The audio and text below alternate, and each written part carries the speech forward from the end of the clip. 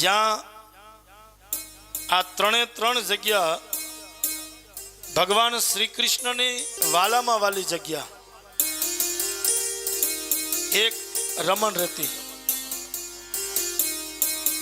જે ગયા હશે એને ખબર હશે. આડોટો ને તમે તો એમાં જરાય પણ આ રેતીનો એક પણ આ દાણો, આ રચ, આ રેતીનો કણ આપણા શરીરમાં ચોટે નહીં. બીજા ચમત્કાર ક્યાં જોવા? આ ચમત્કાર મોટામાં મોટો રમણ રેતી. અને જેટલું આડોટાય ને એટલું આડોટી લેવું. આડોટવાના પ્રકાર બે છે. એ કોઈ ન કરવાનો નશો કરીને આડોટતો હોય,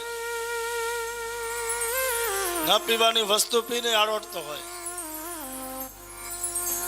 નશા બે છે. એક ભક્તિનો નશો છે. ભક્તિનો નશો ચડી જાય અને વૃંદાવનમાં વયા જાઓ અને રમણ રેતીમાં આડોટી લ્યો એટલે આપણું તન ધન્ય બની જાય. બાપ, મનુષ્ય અવતાર ધન્ય બની જાય. એક રમણ રેતી. બીજી વ્રજ મંડળની રજ. આપ ગયા હશો તો ત્યાંથી એક ચરણામૃતનો પેડો આવે. એ માટીનો હોય. આપણે ખાઈ અને ઘરે પ્રસાદના રૂપમાં આપણા બાળકોને, આપણા પરિવારને આપીએ ત્યારે એ જ બાળક કહેતું હોય કે માં, ઘરમાં જેથી માટી ખાતો હતો તેથી તું મને મારતી હતી અને આજ તારા હાથથી મને માટી ખવડાવ છો. તો કે એ આપણા ઘરની હતી અને આપણા ઠાકોરજીના આ ચરણની રજ છે. એ તું ખાઈ લે બાપ, તું પાવન થઈ જાય. ખાઈ લે દીકરા, પાવન. આ ઠાકોરજીના ચરણની રજ છે. અને ત્રીજી જગ્યા દ્વારકાની બાજુમાં ગોપી તળાવ,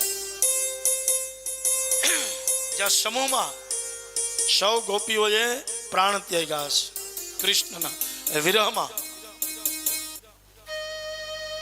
અને ગોપી તળાવ કીધું છે. યાની માટી એટલે ગોપી ચંદન. ગમે એટલું માથું આજ પણ દુખતું હોય, તમે ત્યાંથી માટી લઈ અને જરાક લગાવો એ ગોપી ચંદન એટલે આપણું માથું દુખવું બંધ થશે. આજની તારીખમાં પણ આ ગોપી તળાવ દ્વારકાની બાજુમાં જ્યાં ગોપી ચંદન એમને માટીમાંથી ઉત્પન્ન થાય. શું કામ? કે ક્યાંક ને ક્યાંક ભગવાને પોતાના ચરણથી, પોતાના હાથથી આ માટીનો ઉપમા આપ્યો છે. પ્રાવસિદ્ધ ગીત કીર્તિ